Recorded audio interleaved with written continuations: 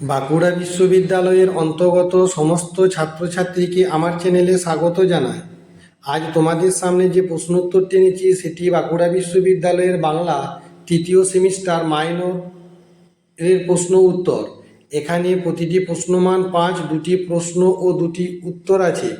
এগুলি প্রথম থেকে শেষ পর্যন্ত দেখার সাথে সাথে আমার চ্যানেলে নতুন হয়ে থাকলে চ্যানেলটিকে সাবস্ক্রাইব করে দিও।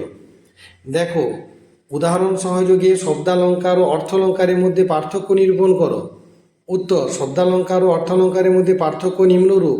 1 নম্বর, শব্দালঙ্কারে হলো ধ্বনি বা শব্দের অলঙ্কার, অর্থালঙ্কার অর্থের অলঙ্কার।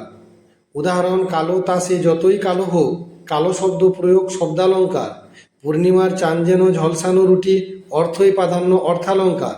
শব্দালঙ্কারে থাকে ধ্বনি সুষমা, অর্থালঙ্কারে থাকে অর্থ সুষমা। শব্দ বদলে দিলে শব্দালঙ্কার আর শব্দালঙ্কার থাকে না, কিন্তু শব্দ বদলে দিলেও অর্থালঙ্কার থেকে যায়। অবশ্য যদি শব্দ বদলের ফলে অর্থের পরিবর্তন ঘটে তবে তা আর অর্থালঙ্কার থাকে না।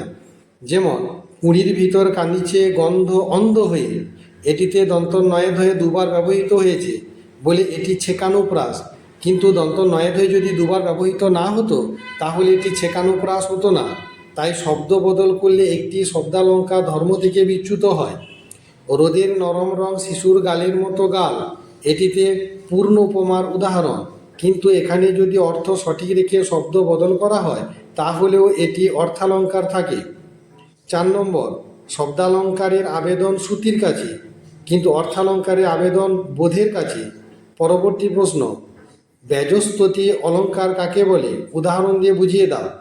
যে গুণার্থ প্রতীতিমূলক অর্থালঙ্কারে প্রশংসার দ্বারা ব্যঞ্জনায় নিন্দা অথবা নিন্দার দ্বারা ব্যঞ্জনায় প্রশংসা করে আলঙ্কারিক সৌন্দর্য সৃষ্টি হয় তবে তাকে ব্যজস্তুতি অলঙ্কার বলে। যেমন: কি সুন্দর মালা আজি পরিয়াছ গলে, হে প্রচেত। আলোচ্য কাব্যাংশটির বক্তা রাবণ এই কথাগুলি বলেছেন সমুদ্রের উদ্দেশ্যে। প্রচেত বা সমুদ্রকে অত্যন্ত সুন্দর লাগছে গলায় সুন্দর মালা পরার কারণে। আসলে এ মালা হলো শ্রীরামচন্দ্র পাথর দিয়ে সেতু তৈরি করে ভারতবর্ষ থেকে শ্রীলঙ্কায় উপস্থিত হয়েছেন। সেই সেতুবন্ধনকে সুন্দর মালা বলে স্তুতি বা প্রশংসা করেছেন, কিন্তু গূঢ়ার্থে প্রকাশিত হয়েছে নিন্দা।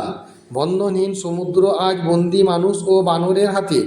এই অপমানটি প্রশংসার ছলে করতে চাইছেন লঙ্কার অধিপতি রাবণ রায়। মালার প্রশংসা আসলে ফাঁসির দড়ির ইঙ্গিত বহন করে আনছে।